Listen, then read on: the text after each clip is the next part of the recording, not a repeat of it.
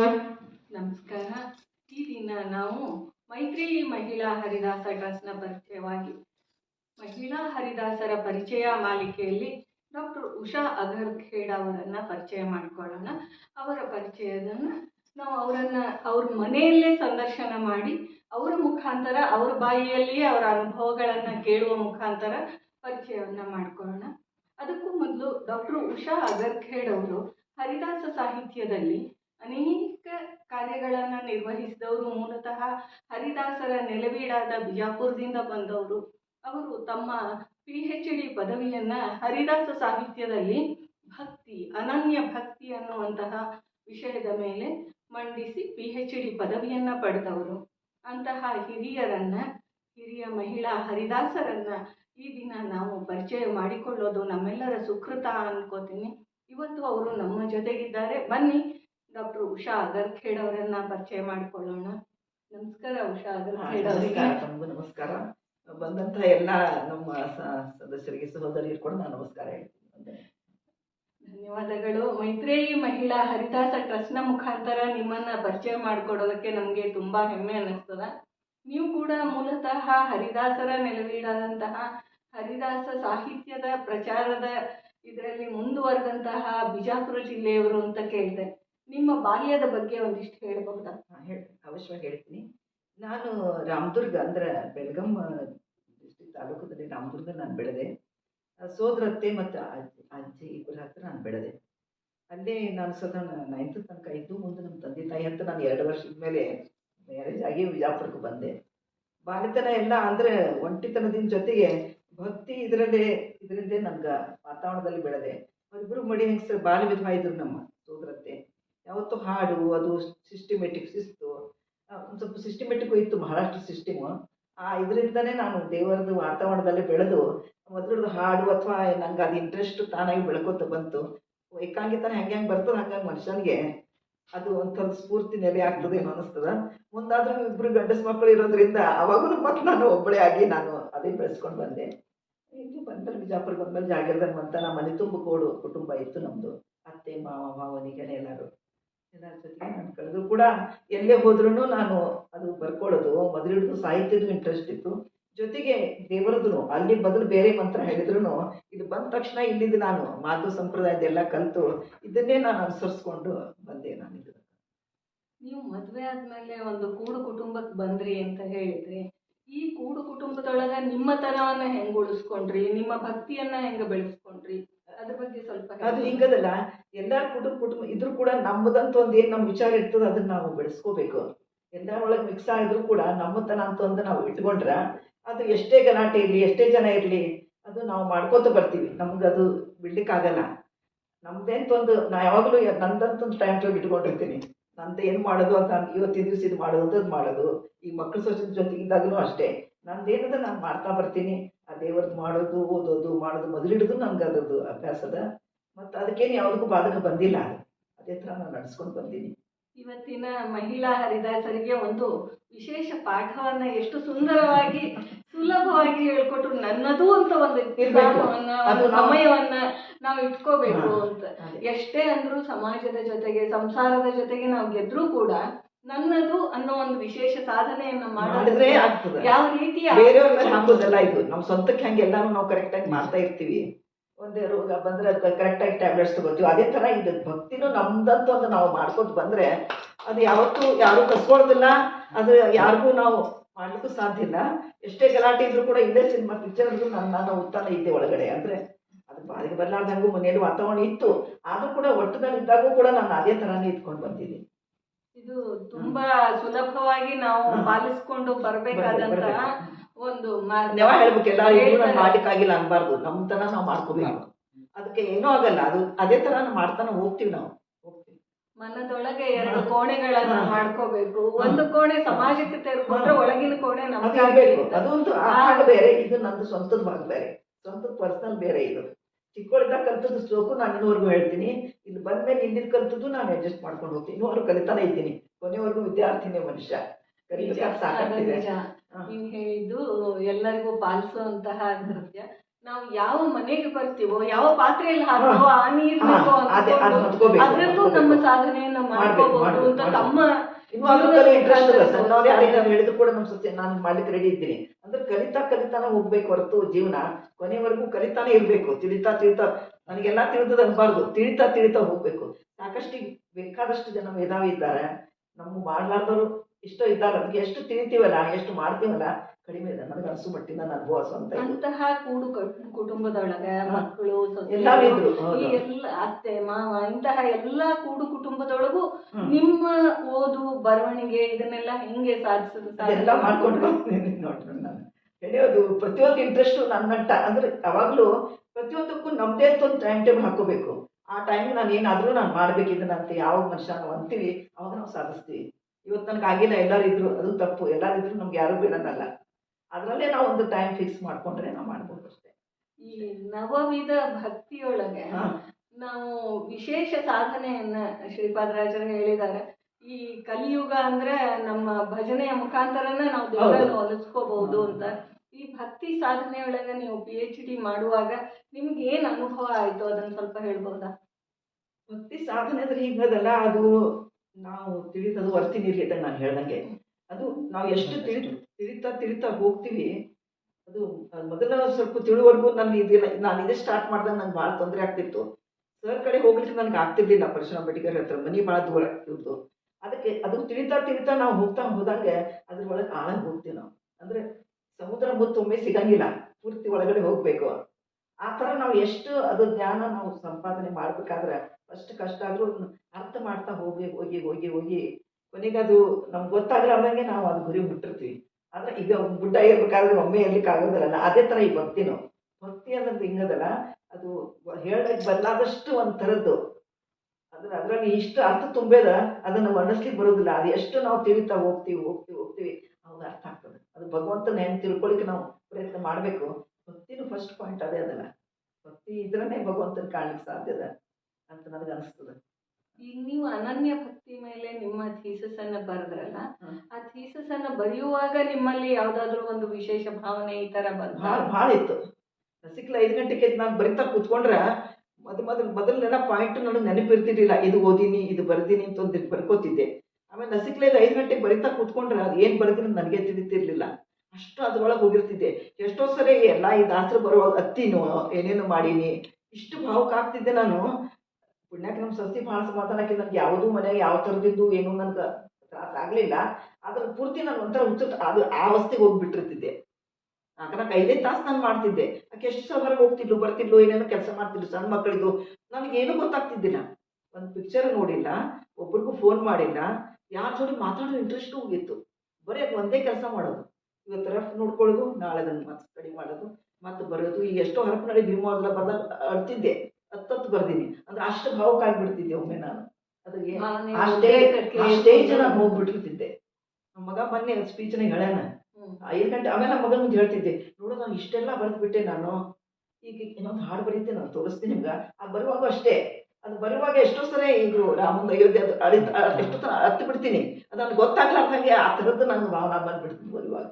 ಆ ಥರ ಭಕ್ತಿ ಅಂದ್ರೆ ಏನದಲ್ಲ, ಅದು ಭಾಳ ಭಾವನಾತ್ಮಕದ. ಹೆಂಗ ತಾಯಿ ಕೂಸು ಅಂತ ಭಗವಂತು ತಾಯಿ ಸಂಬಂಧ ಹಂಗೆ ಅಷ್ಟು ಹೋದಾಗೆ ಅದು ನಮ್ಗೆ ಭಗವಂತನ ಬಗ್ಗೆ ಗೊತ್ತಾಗೋದು. ಯಾರೋ ಹೇಳಿದ್ರು ನಾನು ಕೈ ಮುಗಿದು ಬಂದೆ ಅಂತಲ್ಲ, ಆ ಥರ ಅದು. ಅದೇನು ಭಕ್ತಿ ಬರಿಬೇಕಾದ್ರೆ ನಮ್ಗೆ ಇಷ್ಟೆಲ್ಲ ದಾಸರದ್ದು ಎಲ್ಲರಿಗೂ ಕೇಳೋದು. ಅದು ಒಂದೇ ವಿಚಾರ ಇರ್ತಿತ್ತು. ವಾಕಿಂಗ್ ಹೋದಾಗ ಇವತ್ತು ನಾನು ಇದು ಬರ್ತೀನಲ್ಲ, ಅದನ್ನೇ ಅನ್ಕೋತಿದ್ದೆ, ಇದು ಬರ್ತೀನಲ್ಲ, ಈ ವಾಕ್ಯ ನಾನು ಬರ್ತೀನಿ, ಇದು ಬಿಟ್ಟಿಲ್ಲ, ಈ ಥರ ಹುಚ್ಚರ್ತಾನೆ ಮನ್ಯಾಗ ಆ ಥರದ ಸ್ಫೂರ್ತಿನೂ ಇತ್ತು ನನ್ಗೆ. ಅವಕಾಶ ಕೊಟ್ಟು ಭಗವಂತ ಆ ದೇವ್ರು ಮಾಡಿಸ್ಕೊಂಡೆ. ನಾ ಹಮ್ ಕರ್ತಾ ಹರಿ ಕರ್ತಾ ಸಾಂಗ್ ಮಾಡಿಸ್ಕೊಂಡೆ ನಾನು ಮಾಡಿದೆ ಅಷ್ಟೇ. ಅದು ಮಾಡೋ ಕೆಲಸ ತನ್ನ ಕಾರ್ಯ ತಾ ಮಾಡಿದವಗೆ ಅಂತ ದೇವ್ರು ಹೇಳ್ದಂಗೆ ನಮ್ಮ ಕಾರ್ಯವನ್ನು ನಾವು ಮಾಡಿ ಭಗವಂತ ಮಾಡಿಸ್ಕೊಂಡ ಅಂತ ಹೇಳೋದಲ್ಲ, ಅದು ನಿಜವಾದ ಭಕ್ತಿ. ಆಮೇಲೆ ಅದು ಎಂಟ್ರೆನ್ಸ್ ಇಟ್ಕೊಂಡು ಮೊದಲೇ ಇಂಟರ್ಮೀಡಿಯೇಟ್ ಇಟ್ಕೊಂಡು ಅದೆಲ್ಲ ಭಕ್ತಿದ್ದೆ ಕಲಿತಾ ಮಾಡ್ತಾ ಬಂದಿದ್ದೆ. ಅದು ಲಾಸ್ಟ್ ಸ್ಟೇಜಿಗಂತೂ ಅದು ಎಲ್ಲ ತಲೆಯಲ್ಲಿ ಕೂತಂಗೆ ಆಗ್ಬಿಟ್ಟಿತ್ತು. ಭಾಳ ಸ್ಟಡಿ ನಾನು ಎಲ್ಲ ನೋಟ್ಸು ನಮ್ಮ ಸರ್ ಇಟ್ಕೊಂಡ್ಬಿಟ್ಟ ಬಂದು ನನಗೆ ವಾಪಸ್ ಕೊಟ್ಟಿಲ್ಲ. ಭಾಳ ಅದರಿಂದ ತೊಂದರೆ ಆಯ್ತು ನನಗೆ. 8 ಬುಕ್ಸ್ ಇಟ್ಕೊಂಡ್ಬಿಟ್ಟಾರೆ ನಂದವರು. ಎಲ್ಲರಿಗೂ ಸೈನ್ ಮಾಡಿ ಕೊಡ್ತಿದ್ರು, ನಂದು ಅವರೇ ಇಟ್ಕೊಂಡ್ಬಿಡ್ತಿದ್ರು.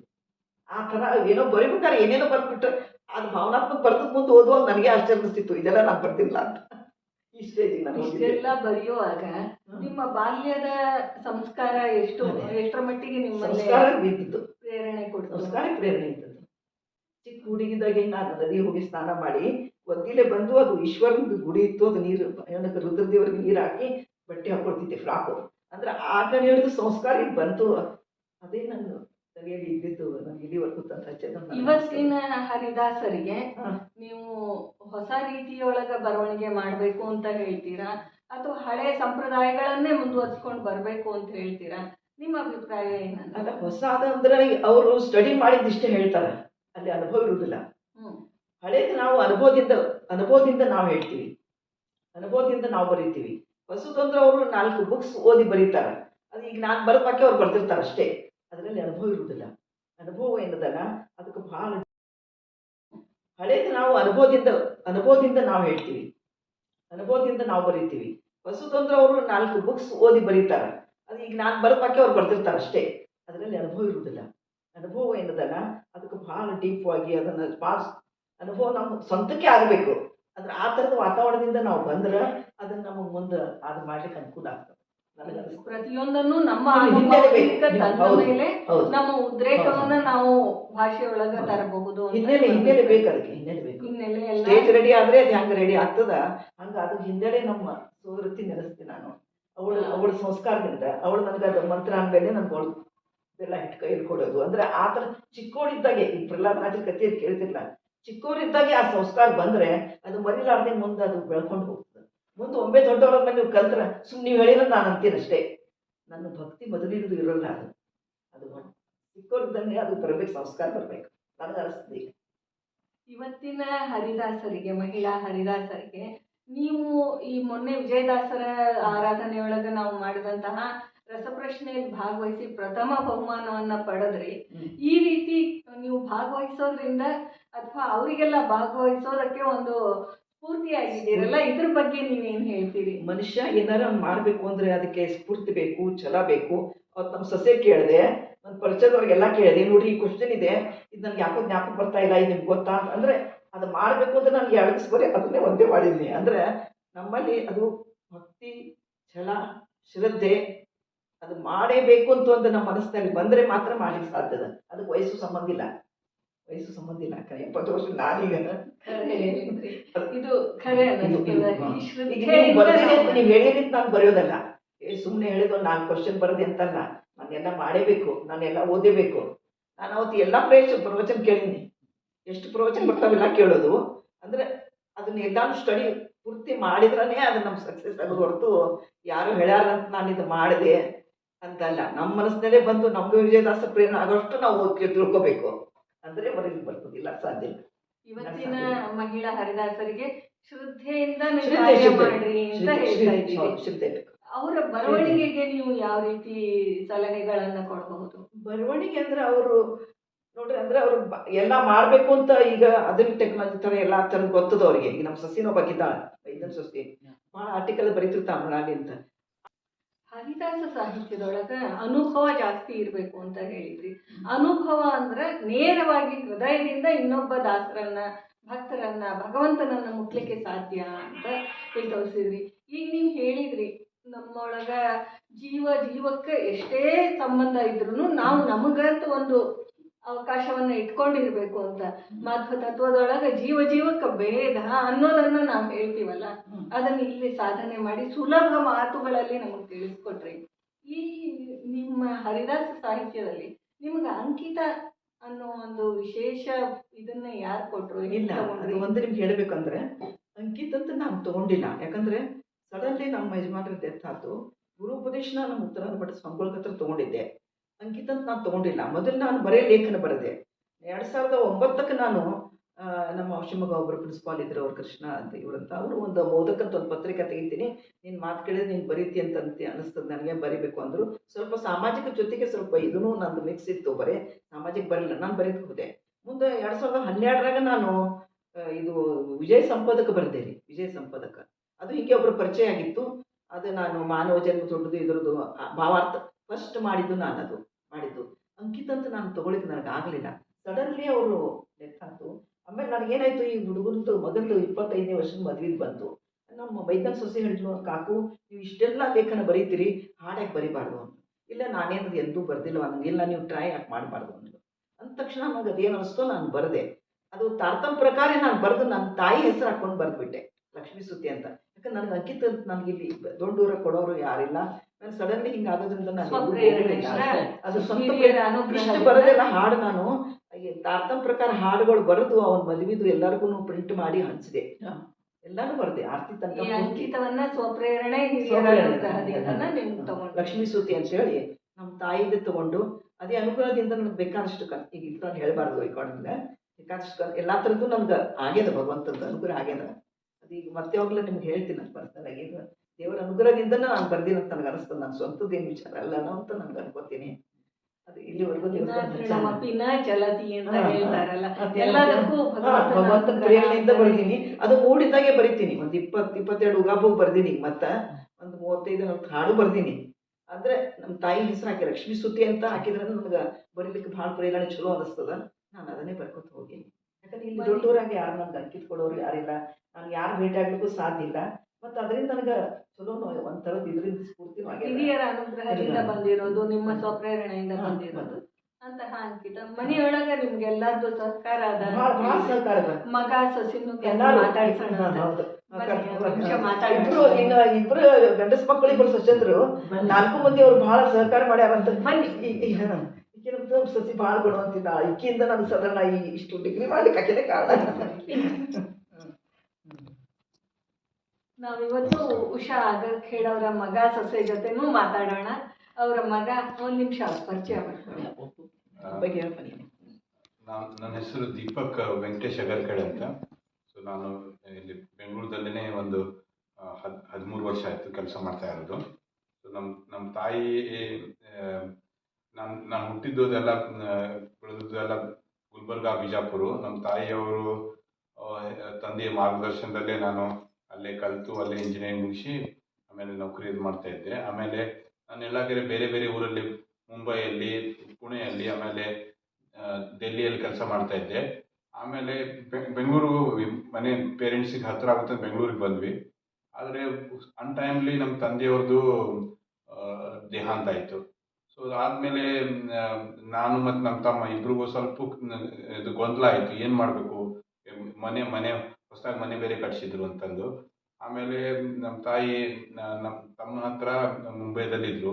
ಅವಾಗ ನಮ್ಮ ತಾಯಿಗೆ ಪ್ರೇರಣೆ ಮಾಡ್ದೆ, ನಿನ್ನಲ್ಲಿ ಇದು ಟ್ಯಾಲೆಂಟ್ ಇದೆ, ಸೊ ನೀನು ಅದನ್ನು ಎಕ್ಸ್ಪ್ಲೋರ್ ಯಾಕೆ ಮಾಡಬಾರ್ದು ಅಂತಂದು. ಹರಿದಾಸ್ ಸಾಹಿತ್ಯದ್ದು ಅದು ಕೋರ್ಸ್ ಪರಿಸರ ಬೆಡಗೇರಿ ಅವ್ರದ್ದು ಅವನೇ ಇಂಟ್ರೊಡ್ಯೂಸ್ ಮಾಡ್ದ. ಆಮೇಲೆ ಅವನು ತನ್ನ ಅಸೈನ್ಮೆಂಟಿಗೆ ಅಬ್ರಾಡಿಗೆ ಹೋದ.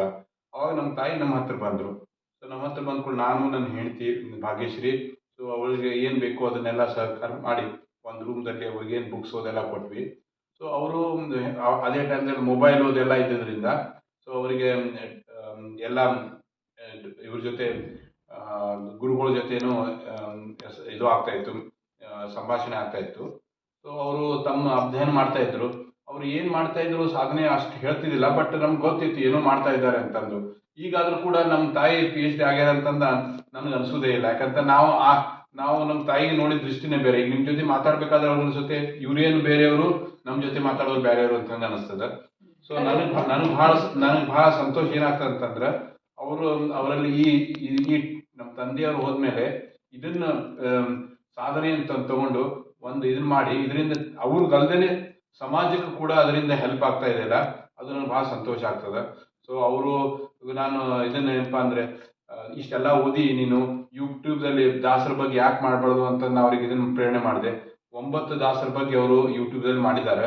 ನಾ ಇನ್ನಾನು ಮಾಡಂತವ್ರಿಗೆ ಹೇಳ್ತಿರ್ತೀನಿ. ಅವ್ರಿಗೇನಾಗ್ತಾ ಇದೆ, ಡೈರೆಕ್ಟ್ಲಿ ಅವ್ರು ಏನೋ ಓದಿ ಹೇಳಲ್ಲ, ಅವ್ರು ಸ್ಟಡಿ ಮಾಡಿ ಅದೆಲ್ಲ ನೋಟ್ಸ್ ಮಾಡಿ ಅದೆಲ್ಲ ಹೇಳಿಕ್ಕೆ ಅವರು ಸ್ವಲ್ಪ ಪರ್ಫೆಕ್ಷನಿಸ್ಟ್ ಇದ್ದಾರೆ. ಸೊ ಅದು ಆಗ್ಲಾರ್ದೆ ಅದು ಮಾಡೋದಿಲ್ಲ. ಹೀಗಾಗಿ ನಾನು ಅವ್ರಿಗೇನಂತಾನು ಅಂದರೆ, ನೀ ಮಾಡಿದ್ದು ಈಗ ಹರಿದಾಸ್ ನಮ್ದು ಸನಾತನ ಧರ್ಮ ದೊಡ್ಡದದ, ಅದು ಇಷ್ಟು ದೊಡ್ಡದ ಅಂತಂದ್ರೆ ನಮ್ಗೆ ಒಂದು ಜನ್ಮದಾಗ ಆಗ್ಲಿಕ್ಕೆ ಶಕ್ಯನೇ ಇಲ್ಲ. ಅಂತಾರಾಗಿ ದಾಸರ ಬಗ್ಗೆ ಮೊನ್ನೆ ಮಹಿಪತ್ ದಾಸರ ಬಗ್ಗೆ, ಆಮೇಲೆ ಇವ್ರ ಪ್ರಸನ್ನ ವೆಂಕಟೇಶ ದಾಸರ ಬಗ್ಗೆ, ಅವ್ರ ಬಗ್ಗೆ ಅದೆಲ್ಲ ಕೇಳಿದ ಕೂಡಲೇ ನನಗೆ ನನ್ನ ಹೆಂಡತಿ ಕೂಡ ಅವಳು ಇದನ್ನು ಸಂಸ್ಕೃತ ಅಧ್ಯಯನ ಮಾಡ್ತಾ ಇದ್ದಾಳೆ. ಹರಿಕಥಾಂಸ ಅವ್ರ ಬಗ್ಗೆ ಅವರು ಎಲ್ಲ ಹೇಳ್ತಾರೆ. ಇವರು ನಾನಂತೂ ಓದಿಲ್ಲ ಆದ್ರೆ ಬಟ್ ನಾನು ಡೆಫಿನೆಟ್ಲಿ ಇದನ್ನು ಓದ್ತೀನಿ. ಬಟ್ ನನಗನ್ನಿಸ್ತದೆ ನಮ್ದು ಇಷ್ಟು ಡೆಪ್ತ್ ಆಗದ ಅದನ್ನಕ್ಕೆ ಸ್ವಲ್ಪ ಸಮಾಜಕ್ಕೆ ಈಗಿನ ಜನ್ರೇಷನ್ಗೆ ಇದ್ರ ಬಗ್ಗೆ ಅಭಿರುಚಿ ಭಾಳ ಕಡಿಮೆ ಆಗ್ಯದ. ಸೊ ಅದನ್ನ ಈಕಿ ಥ್ರೂ ಈಗ ಮೀಡಿಯಾ ಥ್ರೂ ನೀವು ಮಾಡೋದು ಒಳ್ಳೆ ಕೆಲಸ, ಆಮೇಲೆ ಇವ್ರು ಮಾಡೋದು, ಇದರಿಂದ ಎಷ್ಟೋ ಸ್ವಲ್ಪ ಜನಕ್ಕೆ ಹೋದ್ರೆ ಈ ನಮ್ಮ ಸನಾತನ ಧರ್ಮದ ಬಗ್ಗೆ ಜನಕ್ಕೆಲ್ಲ ಇದು ಒಳ್ಳೇದು ಅಭಿಪ್ರಾಯ ಆಗ್ತದೆ. ನಮ್ಮ ಸಂಸ್ಕಾರ ಉಳಿಬೇಕಪ್ಪ ಅಂತ ಇದೇ ಸಾಧನೆ ಮಾಡಬೇಕು ಅಂತ ನನ್ಗೆ ಅನಿಸ್ತದೆ. ಸೊ ಅದಕ್ಕೆ ನಾವು ವಿ ಆರ್ ಬ್ಲೆಸ್ಡ್. ಯಾಕಂತಂದ್ರೆ ನಮ್ಮ ತಾಯಿಯವರು ಈ ತರ ಮಾಡಿದ್ರಿಂದ ಸೊ ನಮಗೂ ಪ್ರೇರಣೆ ಇದೆ ಇದರಿಂದ. ಈಗ ನನ್ನ ಮನೆಯವರು ಕೂಡ ವೇದಿಕದಲ್ಲಿ ಇದನ್ನ ಮಾಡ್ತಾ ಇದ್ದಾರೆ, ಸ್ಟಡಿ ಮಾಡ್ತಾ ಇದ್ದಾರೆ, ಅವ್ರು ಕೂಡ ಹೇಳ್ತಾರೆ. ಬಟ್ ಓವರ್ ಆಲ್ ನಾನೇನು ಹೇಳೋದಂತಂದ್ರೆ ಅವ್ರ ಸಾಧನೆಗೆ, ಅವ್ರ ಗುರಿಗೆ ಅವ್ರದ್ದು ಸ್ವಂತ ಪ್ರೇರಣೆ, ಸ್ವಂತ ಇದು. ನಾವು ಓನ್ಲಿ ಇದನ್ನ ಇನ್ಫ್ರಾಸ್ಟ್ರಕ್ಚರ್ ಕೊಟ್ಟಿವಿ, ಆದ್ರೆ ಮಾಡಿದ್ದು ಅವರೇ. ಸೊ ಅದಕ್ಕೆ ನಾವು ವಿ ಆರ್ ವೆರಿ ಇದು ಭಾಳ ನಮ್ಗೆ ಸಂತೋಷ ಅನಿಸ್ತದೆ. ಅದ್ರಾಗ ನೀವು ಇಂಥವರೆಲ್ಲ ಬಂದು ನಾವು ನುಡ್ಕೊಂತ ನಮ್ಗೆ ಅನಿಸ್ತದೆ ಏನಪ್ಪಾ ರಿಯಲಿ ಇವ್ರಿಷ್ಟು ವರ್ತ್ ಇದ್ದಾರೆ. ಸೊ ನಮ್ಗೆ ಬಹಳ ಸಂತೋಷ ಆಗ್ತದೆ ಇಷ್ಟು ಹೇಳ್ಬೇಕಂತ ನಾನು ಹೇಳ್ತೀನಿ. ಬಹಳ ಖುಷಿ ಆಯ್ತು. ಎಷ್ಟೋ ಜನರು ನಾವು ಹರಿದಾಸರ ಸಂದರ್ಶನಕ್ಕೆ ಅಂತ ಹೋದಾಗ ನಮ್ಮಮ್ಮ ಇಷ್ಟೆಲ್ಲ ಮಾಡಿದಾರ ನಮ್ಗೆ ಗೊತ್ತಿಲ್ವಲ್ಲ ಅಂತ ಅನ್ನೋರ್ನೇ ಕೇಳ್ತೀವಿ. ಸಾಧನೆ ಮಾಡಿದ್ದಾರೆ ಅಂತ ನೀವು ಹೆಮ್ಮೆ ಪಡ್ತಾ ಇದ್ದೀರಿ. ಇದು ನಮ್ಗೆ ಬಹಳ ಖುಷಿ ಅನ್ನಿಸ್ತದೆ. ಯಾಕಂದ್ರೆ ಹರಿದಾಸ ಸಾಹಿತ್ಯ ಅನ್ನೋದೇನದಲ್ಲ, ತುಂಬಾ ಒಳ್ಳೆ ನೆಲೆಗಟ್ಟು, ಒಂದು ಸಂಸ್ಕಾರದ ವೇದಿಕೆ. ಅಂಥದ್ರಲ್ಲಿ ನೀವು ನಿಮ್ಮ ತಾಯಿಗೆ ಕೊಡ್ತಾ ಇರೋ ಸಹಕಾರ ನಮಗೆ ತುಂಬಾ ಖುಷಿ ಅನ್ನಿಸ್ತದೆ. ಮತ್ತೆ ನಮ್ದು ಉಷಾ ಅಗರ್ಖೇಡ್ ಅವರ ಸೊಸೆನೂ ಇಲ್ಲಿದ್ದಾಗ ಅವರು ಕೂಡ ಅತ್ತೆಗೆ ತಕ್ಕ ಸೊಸೆ ಅಂತ ವೇದಿಕ್ ಸೈನ್ಸ್ ಅದರಲ್ಲೆಲ್ಲ ಸ್ಟಡಿ ಮಾಡ್ಲಿಕ್ಕತ್ತಾರ. ಮತ್ತೆ ಹರಿಕಥಾಮೃತ ಸಾರದಲ್ಲೂ ಅವರು ತಮ್ಮ ಸಾಧನೆಯನ್ನ ಶುರು ಮಾಡ್ಕೊಂಡಾರ ಅಂತ ಕೇಳಿದ್ವಿ. ಇಂತಹ ಒಳ್ಳೆ ಸಂಸ್ಕಾರ ಇರುವಂತಹ ಒಂದು ಕುಟುಂಬವನ್ನು ನಾವು ನೋಡಿದಾಗ ಮಹಿಳೆಯೇ ಇದಕ್ಕೆ ಕಾರಣ ಅಂತ ಅವ್ರು ಹೇಳಿದ್ರಲ್ಲ, ತಾಯಿಯಿಂದ ಬಂದಂತಹ ಸಂಸ್ಕಾರ, ಜನನಿ ತಾನೇ ಮೊದಲ ಗುರು ಅಂತ ಹೇಳ್ತಾರಲ್ಲ, ಅದನ್ನ ಸಾಧನೆ ಮಾಡಿ ತೋರಿಸಿದಂತಹ ಉಷಾ ಅಗರ್ಖೇಡ್ ಅವ್ರನ್ನ ಭೇಟಿಯಾಗಿದ್ದು ಒಂದು ಸುಸಂದರ್ಭ ಅಂತ ಹೇಳ್ತಾ ನಾನು ಅವರ ಬಗ್ಗೆ, ಭಾಗ್ಯಶ್ರೀ ಅವ್ರ ಬಗ್ಗೆ ಒಂದೆರಡು ಮಾತು. ಸಂಸ್ಕಾರ, ಜನನಿ ತಾನೇ ಮೊದಲ ಗುರು ಅಂತ ಹೇಳ್ತಾರಲ್ಲ, ಅದನ್ನ ಸಾಧನೆ ಮಾಡಿ ತೋರಿಸಿದಂತಹ ಉಷಾ ಅಗರ್ಖೇಡ್ ಅವ್ರನ್ನ ಭೇಟಿಯಾಗಿದ್ದು ಒಂದು ಸುಸಂದರ್ಭ ಅಂತ ಹೇಳ್ತಾ ನಾನು ಅವರ ಬಗ್ಗೆ, ಭಾಗ್ಯಶ್ರೀ ಅವ್ರ ಬಗ್ಗೆ ಒಂದೆರಡು ಮಾತು ಅವ್ರ ಪರಿಚಯ ಹೇಳ್ಕೋಬೇಕು ಅಂತ ಕೇಳ್ತೀನಿ. ನಾ ಅಥಣಿ ಅಕ್ಕಿ, ಆಮೇಲೆ BSc ಮಾಡಿದೆ. BSc ಆದಮೇಲೆ ಮದುವೆ ಆಯಿತು. ಮದುವೆ ಆದಮೇಲೆ ವಿಜಾಪುರಕ್ಕೆ ಕೊಟ್ಟರು. ಇವರು ಬಾಂಬೆದೊಳಗೆ ಇರ್ತಿದ್ರು. ನಾನು ಅವರೆಲ್ಲೆಲ್ಲೂ ಹೋದ್ರು, ಬಾಂಬೆ, ಪುಣೆ, ದಿಲ್ಲಿ, ಬೆಂಗಳೂರು, ಅವ್ರ ಜೋಡಿನೇ ಎಲ್ಲ ಕಡೆ ಬಂದೆ. ಹಿಂಗಾಗಿ ಭಾಷೆ ಕಲಿಯೋದಾಯಿತು, ಎಲ್ಲ ಭಾಳ ಅನುಕೂಲ ಆಯಿತು. ಈಗ ಇಲ್ಲಿ ಬಂದಮೇಲೆ ಮಕ್ಕಳದ ಜೊತೆನೇ ಎಲ್ಲ ಟೈಮ್ ಹೋಗ್ಬಿಡ್ತಿತ್ತು. ಆದರೆ ಈಗ ಮಕ್ಕಳು ದೊಡ್ಡವರಾದ್ಮೇಲೆ ಸ್ವಲ್ಪ ಟೈಮ್ ಸಿಕ್ಕು. ಈಗ ಪುರಾಣಗಳದ್ದು ಒಂದು ಕೋರ್ಸ್ ಮಾಡಿದೆ, ಆಮೇಲೆ ಏನ್ಷಂಟ್ ಇಂಡಿಯನ್ ಆರ್ಕಿಟೆಕ್ಚರ್ ಮೇಲೆ ಒಂದು ಕೋರ್ಸ್ ಮಾಡಿದೆ. ಈಗ ಸಂಸ್ಕೃತ ಭಾಷೆಯಲ್ಲಿ ಒಂದು ವರ್ಷದ ಕೋರ್ಸ್ ಮಾಡಿದೆ. ಇನ್ನು ನೆಕ್ಸ್ಟ್ ಮತ್ತೆ ವೇದಗಳನ್ನು ಕಲಿಬೇಕು ಅಂತದ, ನೋಡಬೇಕು ದೇವ್ರು ಹೆಂಗೆ ಮಾಡ್ತಾರೆ. ಇವ್ರು ಹೆಂಗೆ ಮಾಡಿದ್ರು ಹಾಗೆ ದೇವ್ರು ನಮಗೂ ಅನುಕೂಲ ಮಾಡಿಕೊಟ್ರೆ ನಾವು ಕಲಿಬೋದು. ತುಂಬಾ ಖುಷಿ ಆಗ್ತದೆ. ಅತ್ತೆಯಂತೆ ಸೊಸೆ, ಅತ್ತೆಗೆ ತಕ್ಕ ಸೊಸೆ ಅಂತ ಸಾಧನೆ ಮಾಡ್ತಾ ಇದ್ದಾರೆ. ನಾವು ಉಷಾ ಅಗರ್ಖೇಡ್ ಅವರ ಪುಸ್ತಕಗಳನ್ನು ಪರಿಚಯ ಮಾಡ್ಕೊಳ್ಳೋಣ. ಒಂದು ಒಳ್ಳೆಯ ಕುಟುಂಬದ ಸಂದರ್ಶನ ಮಾಡಿದ ತೃಪ್ತಿಯೊಂದಿಗೆ ನಾವು ಮೈತ್ರಿ ಮಹಿಳಾ ಹರಿದಾಸ ಟ್ರಸ್ಟ್ಗೆ ಒಂದು ಧನ್ಯವಾದಗಳನ್ನ ಹೇಳ್ತಾ ಇವತ್ತಿನ ಕಾರ್ಯಕ್ರಮವನ್ನು ಮುಗಿಸೋಣ. ತೋರಿಸ್ತೀನಿ.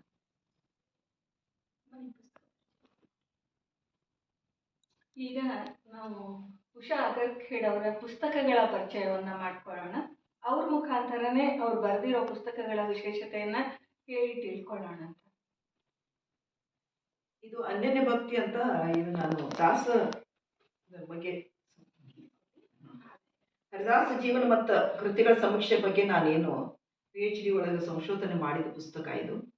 ಎಲ್ಲ ಕನ್ಯಾಕುಮಾರಿ ಹಿಡ್ಕೊಂಡು ಮೇಲೆ ಕಾಶ್ಮೀರದವರೆಗೂ ಎಷ್ಟು ಭಕ್ತರಿದ್ದಾರೆ ಸಾಧಾರಣ ಎಲ್ಲರ ಬಗ್ಗೆನೂ ನಾನು ಪರಿಚಯ ಮಾಡೀನಿ.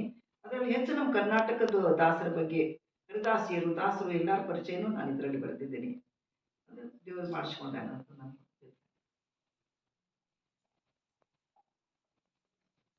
ಇದು ಯುರೋಪ್ ಪ್ರವಾಸ ಕಥನ ಅಂತ ಹೇಳಿ, ಸಣ್ಣ ಮಗ ಯುರೋಪದಾಗಿದ್ದಾಗ ನಾನು ಪ್ರವಾಸಕ್ಕೆ ಹೋದದ್ದು.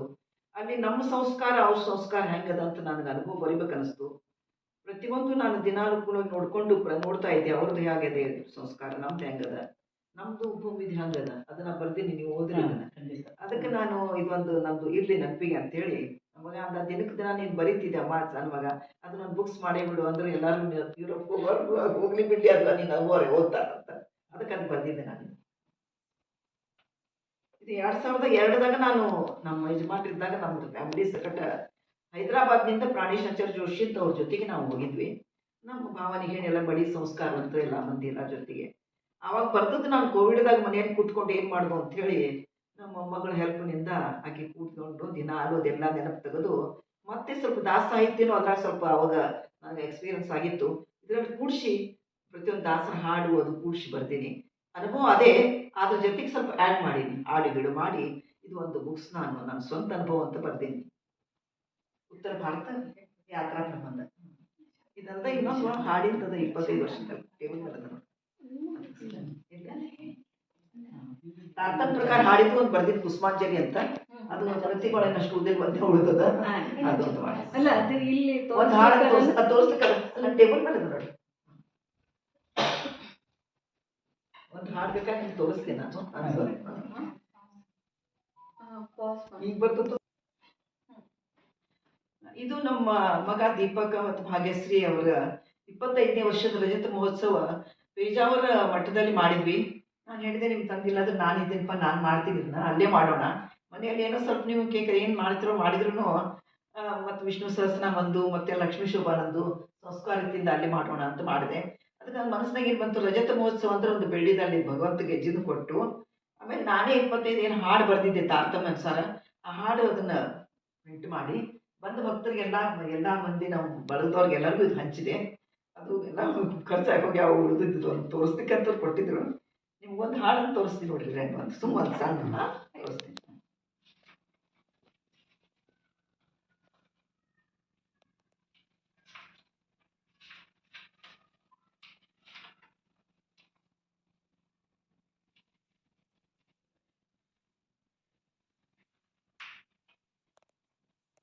ತಿರುಪತಿಯ ಗಿರಿ ವಾಸನ ಕಂಡೇ ನಾ ಕಂಡೆ, ಶ್ರೀನಿವಾಸನ ಸುಂದರ ಮೂರ್ತಿ ಕಂಡೆ, ಜಗದೋದ್ಧಾರನ ಭವ್ಯತ ಕಂಡೆ, ಧರೆಗಿಳಿದ ಭಗವಂತನ ಕಂಡೇ ನಾ ಕಂಡೆ.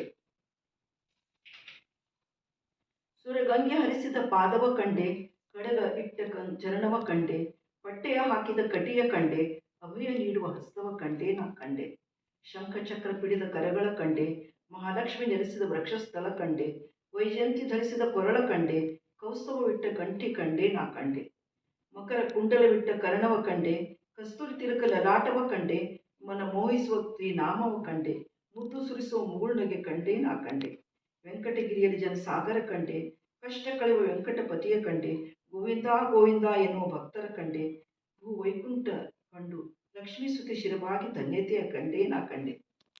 ಅನುಭವದಿಂದ ಬರಬೇಕು ಸಾಹಿತ್ಯ. ಇಲ್ಲ, ಅದು ಬರಿತೀನಲ್ಲ, ಆಮೇಲೆ ಮುಂದೆ ಯಾವಾಗ ಓದಿದಾಗ ನಾನು ಈ ವಾಕ್ಯಗಳು ನಾನು ಹಾಕಿನಲ್ಲ ಅಂತ ನಾನೇ ಒಂಥರ ಸಂತೋಷ ಪಡ್ತೀನಿ. ಪೂರ್ತಿ ವೆಂಕಪ್ಪನ ದರ್ಶನವನ್ನ ಮಧ್ಯೆಯಿಂದ ಹರಿಯುವ ಭಕ್ತಿ ಝರೆ ಅದು ಲಕ್ಷ್ಮೀದಂತೂ ಎಲ್ಲಾರು ಬಹಳ ಪಸಂದ್ ಮಾಡ್ಯಾರ. ಎಲ್ಲಾರು ನನಗೆ ಫೋನ್ ಮಾಡಿ ಸಿರಿದೇವಿಯ ನೆನಪ. ಈ ಶ್ರೀನಿವಾಸನ ಕಂಡಿದ್ದು ತುಂಬಾ ಚೆನ್ನಾಗಿ. ಅದೇನು ಭಗವಂತನ ಅನುಗ್ರಹ ರೀ. ನಾಮ್ ಕರ್ತಾ ಇವತ್ತು ನಾವು ಹಿರಿಯರಾದ ಉಷಾ ಅಗರ್ಖೇಡ್ ಹರಿದಾಸಿ ಇವ್ರ ಮನೆಯಲ್ಲಿ ಈ ಮೈತ್ರೇಯಿ ಟ್ರಸ್ಟ್ ವತಿಯಿಂದ ಬಂದಿದ್ದೀವಿ. ಇಷ್ಟೊತ್ತವರೆಗೂ ಸಂದರ್ಶನ ಆಯಿತು, ಇವ್ರಿಗೆ ಸನ್ಮಾನ ಆಯಿತು. ಈ ಅವರ ಮಾತಿನಲ್ಲಿ, ಅವರ ಅನುಭವದಲ್ಲಿ ನಾವು ಹರಿದಾಸರು ಹೇಗಿರಬೇಕು, ಹೇಗಿದ್ರು ಅನ್ನೋದನ್ನು ಅವರು ಹೇಳಿದರು. ಅಳುವರು, ರೋಧಿಸುವರು, ನಾಟ್ಯವಾಡುವರು ಅಂತ. ಆ ಭಕ್ತಿ ಬರೆದಾಗ ಅದು ಅನುಭವಕ್ಕೆ ಮಾತ್ರ ಬರುವಂಥದ್ದು. ಅವ್ರಿಗೆ ಅದು ಶಬ್ದಗಳಲ್ಲಿ ಬರಲಿಲ್ಲ ಅನ್ನೋದು ಭಾಳ ಪ್ರಸ್ತುತ ಮತ್ತು ಸರಿ ಅಂತ ನನಗನ್ನಿಸ್ತು. ಮತ್ತು ಇಂಥ ಹಿರಿಯರು ಮತ್ತು ನಮ್ಮ ಬಾಲ್ಯದ ಕಾಲದವರು, ನಮ್ಮ ಸಹ ಇದರವರಾದ್ರಿಂದ ಅವರ ಬಹಳಷ್ಟು ಮಾತುಗಳು, ಅನುಭವಗಳು, ಅನಿಸಿಕೆಗಳು, ಆಮೇಲೆ ಬಾಲ್ಯದಲ್ಲಿ ಬಂದಿರುವ ಹಿರಿಯರಿಂದ ಬಂದಿರುವ ಸಂಸ್ಕಾರಗಳು, ಈ ಎಲ್ಲ ಒಂದು ವಿಶೇಷವಾದ ಸಂಸ್ಕಾರದಿಂದ ಅವರು ಕೃತಿ ಆಗಿರ್ಬೋದು, ಅವರ ಜೀವನ ಆಗಿರ್ಬೋದು, ಅವರ ಆದರ್ಶ ಆಗಿರ್ಬೋದು, ಅವರು 2 ಸಂದೇಶನ ನಮ್ಗೆ ಕೊಟ್ಟರು. ಪ್ರತಿಯೊಬ್ಬರು ನಮಗಾಗಿ ನಮ್ಮ ಸಾಧನೆ ನಾವೇ ಮಾಡ್ಕೋಬೇಕು, ಇದು ಜೀವ ಭಿನ್ನ ಅಂತ ಮಧ್ವಾಚಾರ್ಯ ಹೇಳಿದ್ದಾರೆ ಅನ್ನೋ ಒಂದು ಸಂದೇಶ ಕೊಟ್ಟರು. ಮತ್ತು ಈ ಭಕ್ತಿ ಇದು ಅನ್ನೋದು ಅನುಭವ ಆದ್ದರಿಂದ ಪ್ರತಿಯೊಬ್ಬರೂ ಅನುಭವಿಸಬೇಕೇ ಹೊರತಾಗಿ ಓದಿ ಬರೆಯೋದು ಅಲ್ಲ ಅನ್ನೋದನ್ನು ಬಹಳ ಈ ಎರಡು ಸಂದೇಶವನ್ನು ಬಹಳ ಎಲ್ಲ ವಿಷಯಗಳಲ್ಲೂ ಅಷ್ಟೇ. ಆಮೇಲೆ ಮತ್ತೆ ಒಂದು ಹಾಡು ಹೇಳಿ ತೋರಿಸಿದ್ರು, ದೇವ್ರನ್ನ ಕಂಡಿದ್ದೀನಿ ಅಂತ ಶ್ರೀನಿವಾಸನ್ನ, ಅದು ಅದ್ಭುತ. ಅವರು ಒಂದು ಸುಮ್ಮನೆ ಒಂದು ತುಣುಕು ನಮ್ಗೆ ರುಚಿ ತೋರಿಸಿದಾರೆ ಅಷ್ಟೇ. ಅವರ ಸಾಹಿತ್ಯವನ್ನು ಓದಿದಾಗ ಅವರ ಆಳ ಅಂತರಂಗ ಇನ್ನೂ ಜಾಸ್ತಿ ಗೊತ್ತಾಗುತ್ತೆ. ಇದು ನಮ್ಮ ಮೈತ್ರೇಯಿಗೆ ಒಂದು ಒಳ್ಳೆಯ ಸಂದರ್ಭ, ಒಳ್ಳೆಯ ಕೊಡುಗೆ ಅಂತ ನಾನು ಅಂದ್ಕೊಳ್ತೀನಿ. ಇವತ್ತಿನ ಸಂದರ್ಶನವನ್ನು ಮಾಡಿದ ನಮ್ಮ ಎಲ್ಲರೂ ಒಬ್ಬರನ್ನ ಅಧ್ಯಕ್ಷನ ಸ್ವಲ್ಪ ಇವತ್ತು ಮಿಸ್ ಮಾಡ್ಕೊಂಡ್ವಿ ಕಾರಣಾಂತರದಿಂದ. ಅವರಿಲ್ಲ ಅನ್ನೋದು ಬಿಟ್ಟರೆ ಈ ಹಿರಿಯರಿಗೆ ನಮ್ಮ ಸಂದರ್ಶನ ಮತ್ತು ಸನ್ಮಾನ ಎರಡು ಸಾರ್ಥಕವಾದ ಕಾರ್ಯಕ್ರಮ ಅಂತ ನನ್ನ ಅಭಿಪ್ರಾಯ. ಇಂದಿನ ದಿನವೇ ಶುಭ ದಿನವೂ, ಇಂದಿನ ವಾರ ಶುಭವಾರ. ಯಾಕೆ ಅಂತ ಹೇಳಿದರೆ, ನಾವು ಪ್ರತಿದಿನ ಬೆಳಗ್ಗೆ ಏಳಬೇಕಾದ್ರೆ ಭಗವಂತನ ಅನುಗ್ರಹ ಇದ್ದರೆ ಮಾತ್ರ ಎದ್ದೇಳಲಿಕ್ಕೆ ಸಾಧ್ಯ.